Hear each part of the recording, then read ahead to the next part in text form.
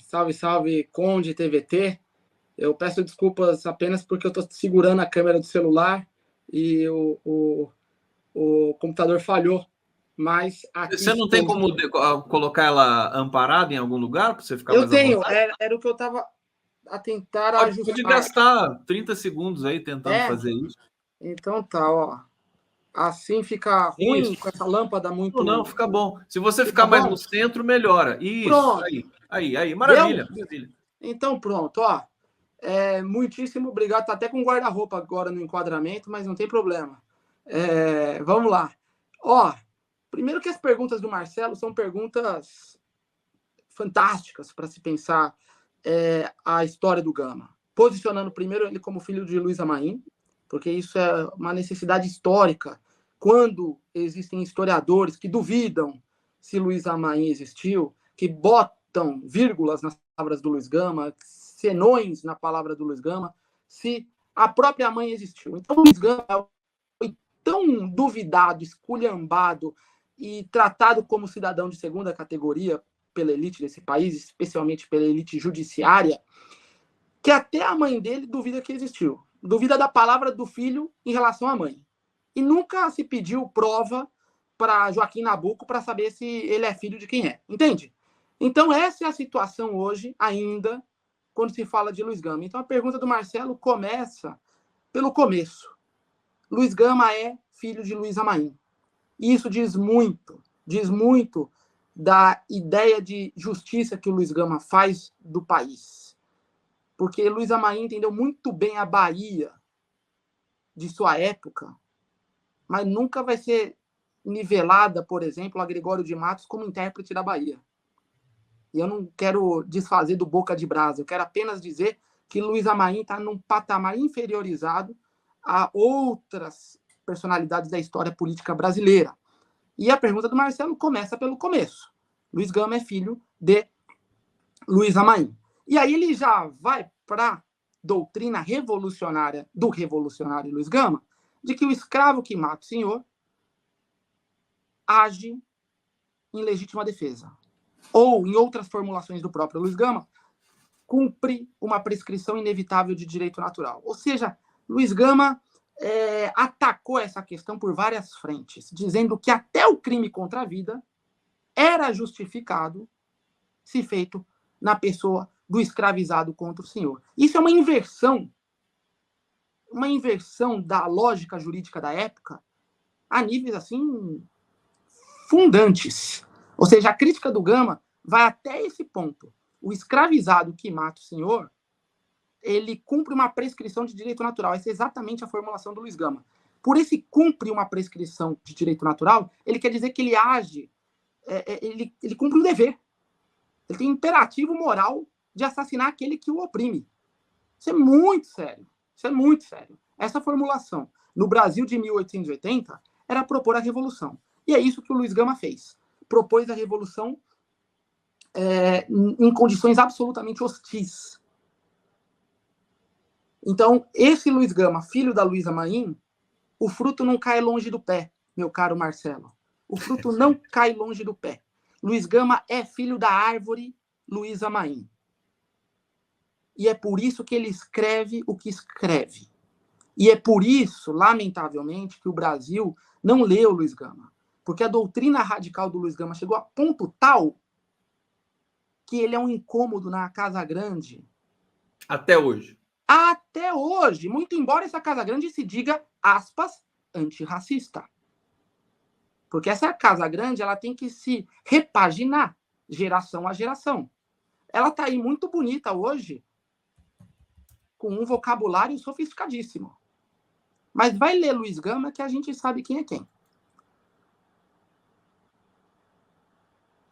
Tá aqui, você concluiu, meu querido Bruno? Eu concluí. Aqui, eu tô aqui ensaiando as próximas inserções. Eu não sei se o Marcelo tinha deixado uma outra questão para você, essa questão, mas essa metáfora do fruto que não cai longe da árvore. Aliás, a história inicial do Luiz Gama, do nascimento dele até o fim da vida dele, sem dúvida nenhuma, é uma vida absolutamente singular.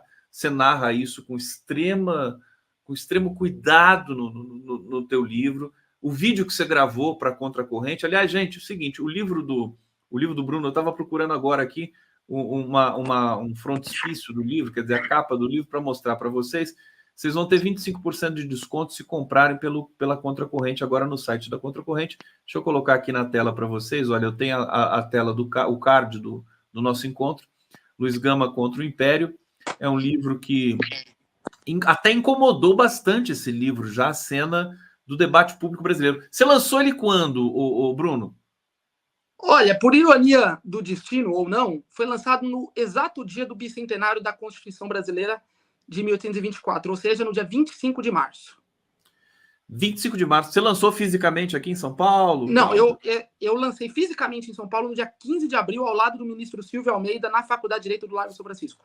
Silvio Almeida estava presente. Aliás, o Silvio Almeida tem palavras muito generosas para o teu livro, assim como a grande maioria dos... O pessoal ficou assim, impactado com o teu trabalho. E eu queria começar, meu querido, perguntando para você, como é que o Luiz Gama caiu na tua vida? Porque você diz ali que são 20 anos de estudos, e no início foram estudos que foram, enfim, não acadêmicos, foram estudos intuitivos teus e tudo mais. Depois você transformou tudo isso. Você foi um aluno muito jovem da PUC de Campinas, né? Pelo ProUni, chegou lá com 16 anos na faculdade. É muito bacana essa história também. Você é filho do ProUni, tem muito orgulho disso. E você está nessa posição muito jovem ainda, quer dizer, começando a carreira acadêmica, já com um livro que ganhou prêmio na Alemanha, ganhou prêmio aí. Assim, é um livro realmente de muito respeito. Como é que caiu o Luiz Gama na tua vida?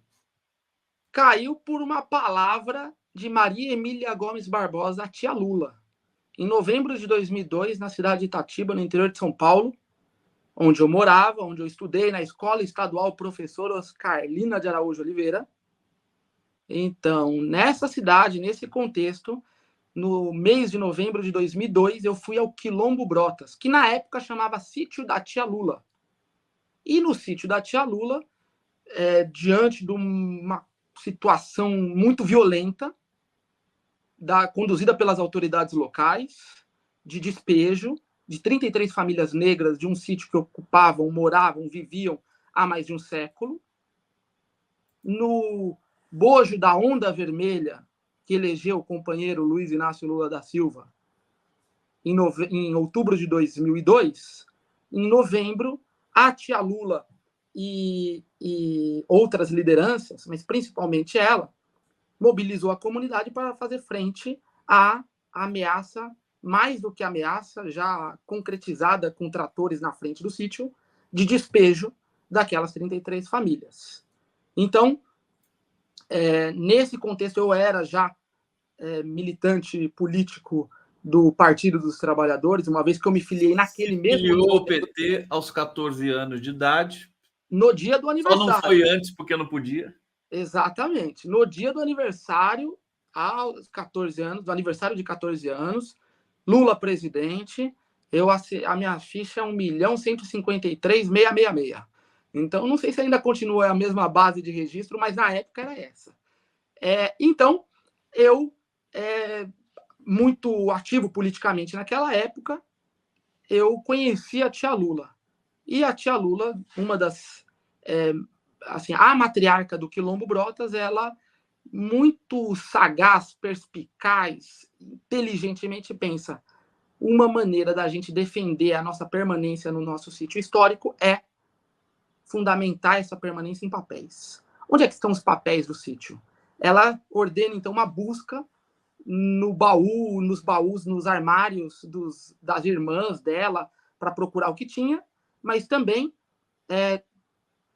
fala do arquivo municipal da cidade.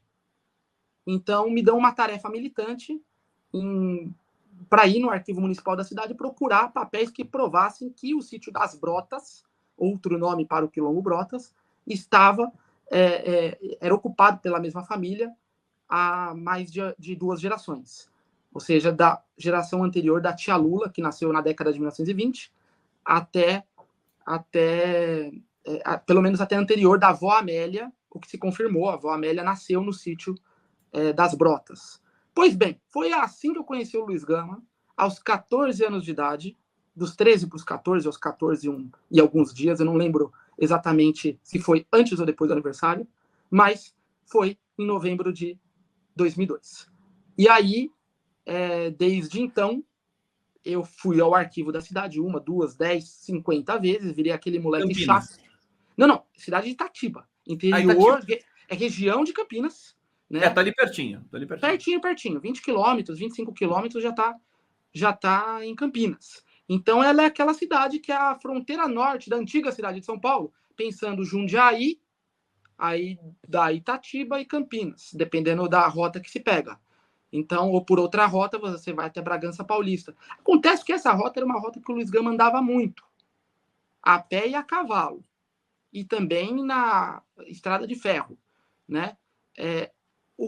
Essa era uma região que o Luiz Gama conhecia muito bem.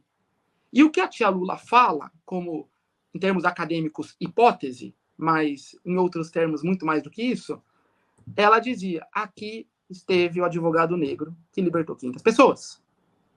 E essa história que eu atribuo ao Correio Nagô, eu chamo isso de Correio Nagô, que é aquela conversa, aquela transmissão de conhecimento que se dá em via oral para quem pode transmitir, por quem pode transmitir, para quem pode ouvir, e para quem deve chegar. Ou seja, não é bagunçada essa rota, esse correio. A tia Lula conhecia a história do Luiz Gama e contou para o moleque franzino de 13 para 14 anos que estava ali visitando o Quilombo. E eu tive a sorte de conhecer, de conviver com a tia Lula. Até quando ela foi internada no asilo, já com beirando os 90 anos, quando ela foi internada no asilo São Vicente de Paula, em Itatiba, era eu que ia visitar ela lá.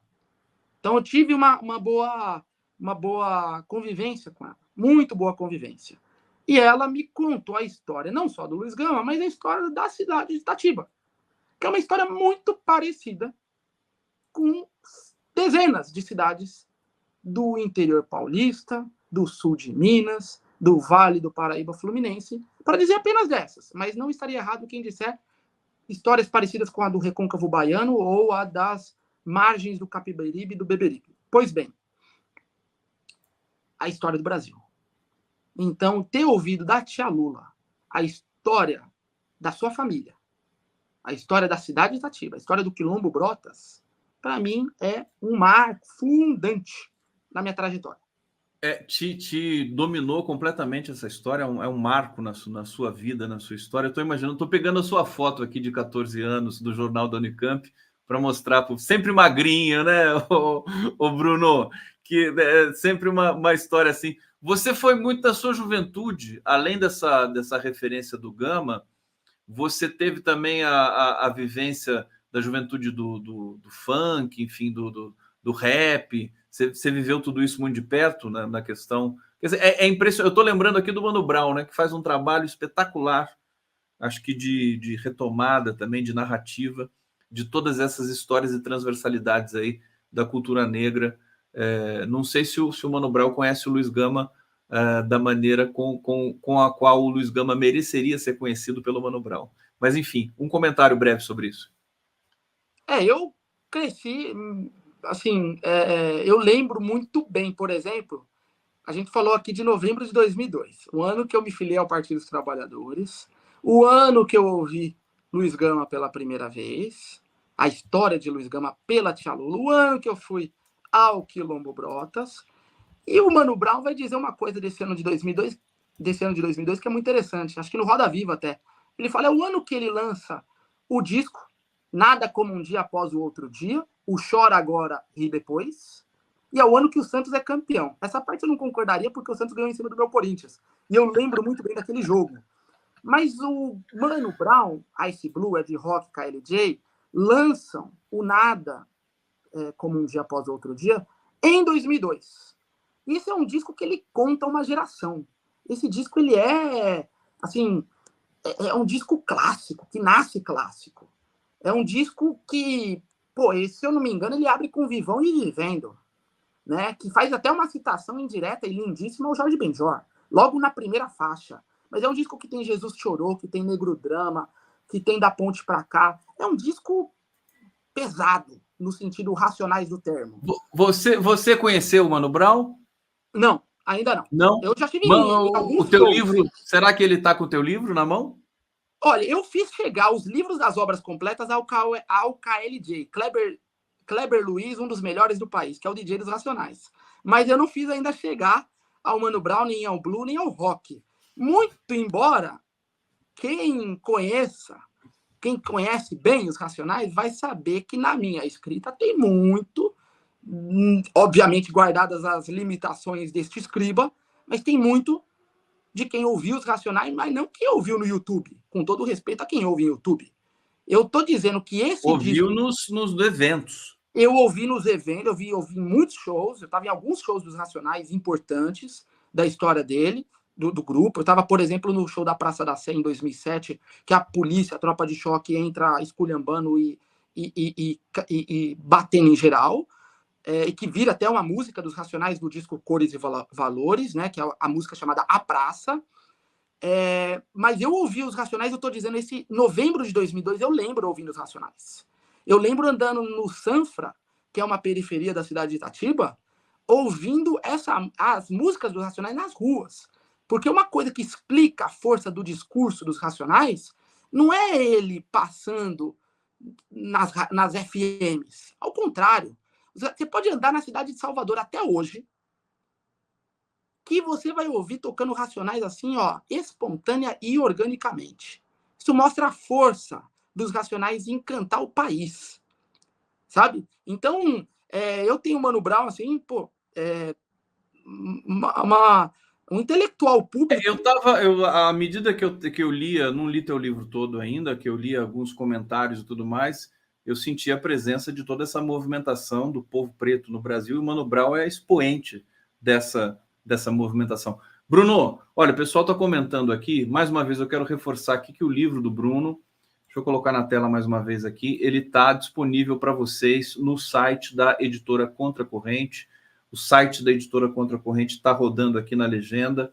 Vocês aqui assistindo o canal do Conde, o coletivo, tem desconto de 25%. O cupom, o código é CONDE25. Aliás, hoje se inicia a minha parceria com a Editora Contracorrente. A partir de agora, a gente vai trabalhar junto em nome do amor ao livro nesse país aqui, para as pessoas poderem adquirirem seus livros e terem acesso aqui aos autores ao longo da nossa programação. Deixa eu ler aqui. Olha, Davi Cotes, Conde, esse programa está melhor que futebol, está emocionante. Está emocionante esse programa hoje aqui, está muito bom. Edson Brito, honra receber o Bruno Ribeiro de Lima aqui. Parabéns pela sua posição, Conde, sou de direita, mas gosto das suas falas. Aí já vão me chamar de direita aqui, eu sou maduro, mas tudo bem. David Cotes, obrigado, querido. Aceito o elogio. Kamala para estancar a ultradireita lá e aqui. Câmara, né? Paulo Paiva, a única vantagem para nós com a vitória da Câmara será a derrota do Trump e a decepção dos bolsonaristas. Mas já está de bom tamanho, eu acho, né? Manuel João, parabéns, Conde, pelo seu programa de qualidade e audiência. Flávia Amâncio, estou lendo Luiz Gama contra o Império. Davi Cotes, mais uma vez aqui. Como professor de ensino médio, vou enfatizar a necessidade de uma mulher negra na presidência dos Estados Unidos, que terá reflexos aqui. Obrigado, querido. Mãos abertas, salve Luiz Gama. Mãos abertas, Bruno, você é show. Paulo César, cursei hidráulica básica no Senai de Itatiba em 1996. Em 96, o Bruno tinha 8 anos de idade, né, Bruno? Não é isso? Você nasceu em 88, né? 7 para 8, que eu sou de novembro. Mas eu joguei muita bola aí, viu, Paulo César? No Parque Ferraz Costas, que é atrás do Senai. Joguei muita bola ali. Ô, Bruno, seguinte, eu vou ler um trechinho aqui de uma mini bio do... Aliás, deixa eu colocar a sua foto primeiro. A sua foto aqui aos 14 anos, na capa do Jornal da Unicamp. Ela não está muito nítida, mas está muito legal. Olha que bonitinho aqui o Bruno Ribeiro, o Bruno Rodrigues de Lima. Que legal. Essa é a porta da PUC? Essa é a porta da PUC, mas por mais que eu pareça 14, aí eu já estou com 16, tá? Você tem 16 já. Não, e você tinha 16 e não aparentava 16. Parecia que tinha medo. Não. Eu cresci 20 centímetros no primeiro ano de faculdade.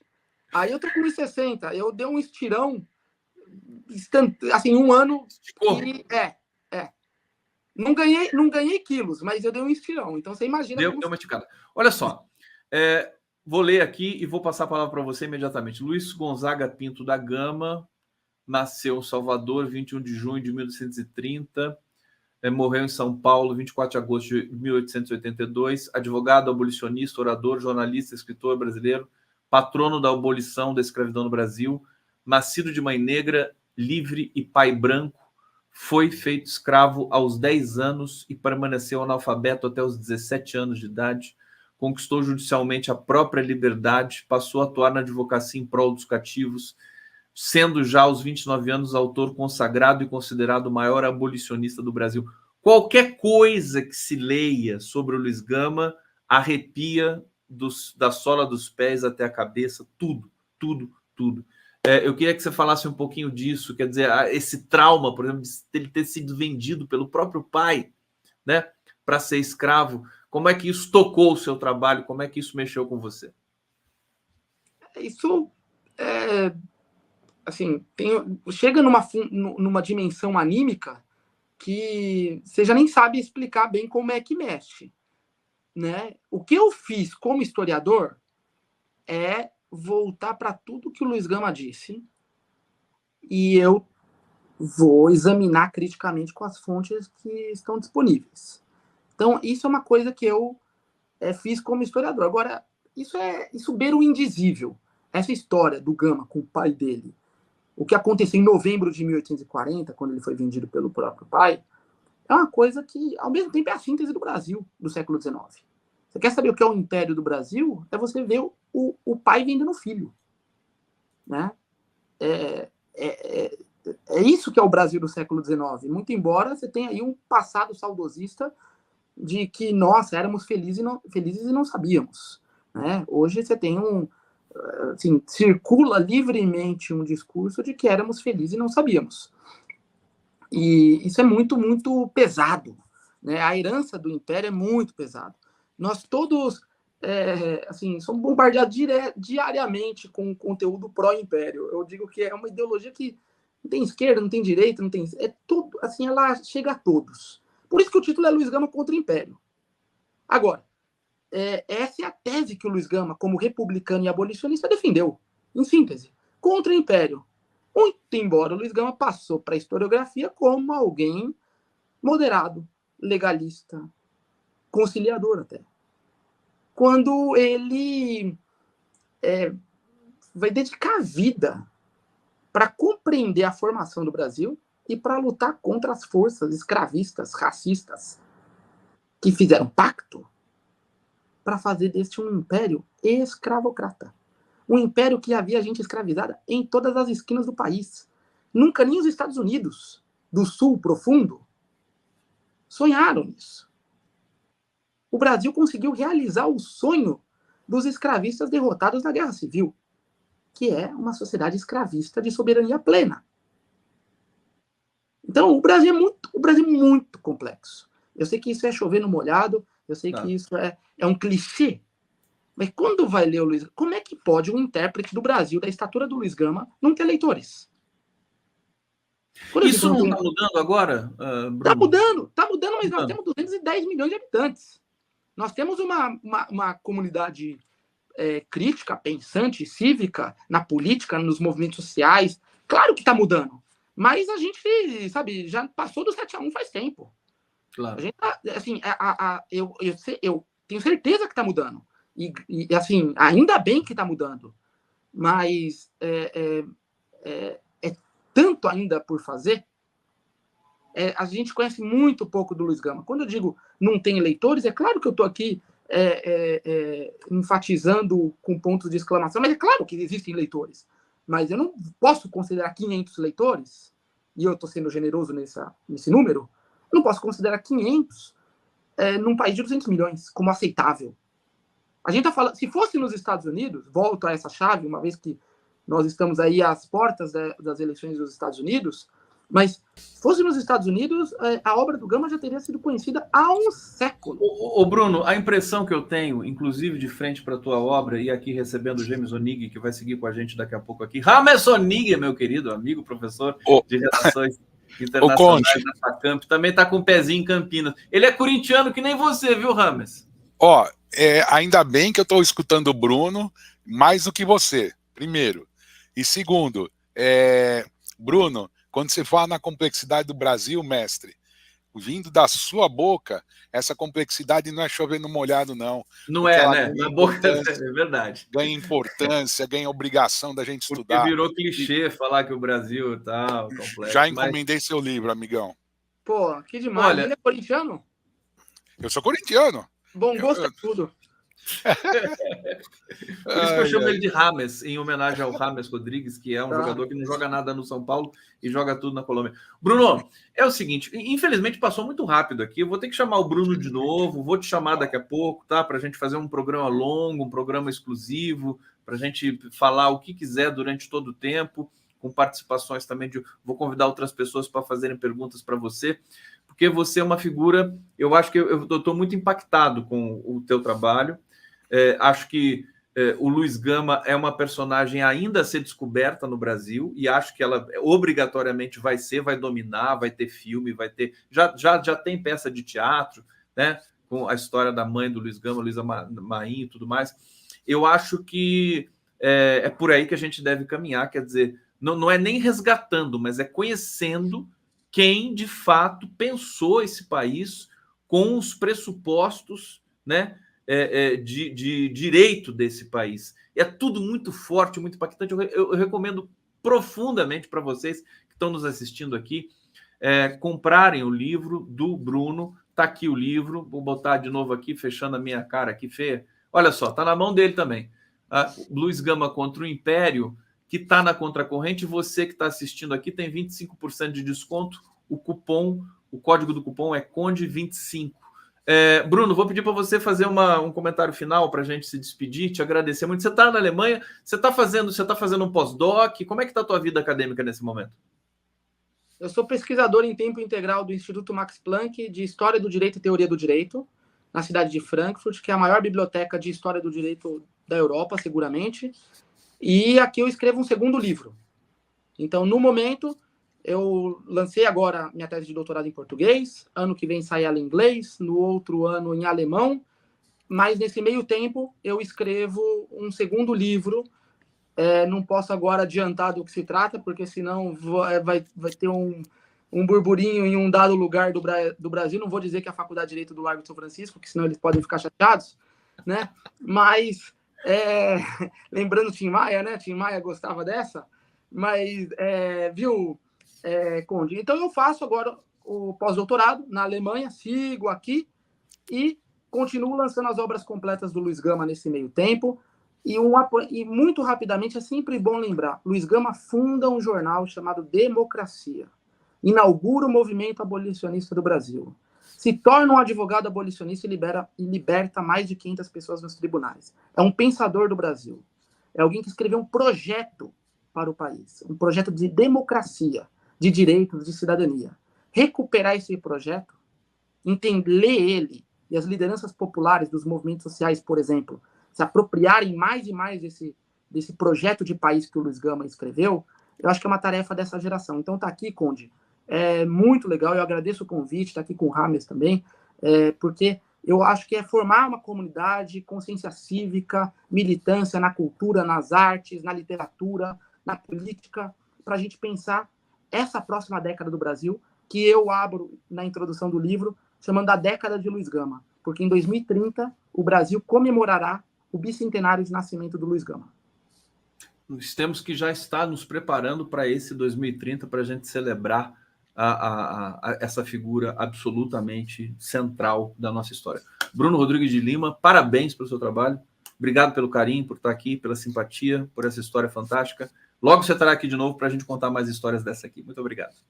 Muitíssimo obrigado, Conde. Valeu, TVT. Valeu, gente. Tamo junto.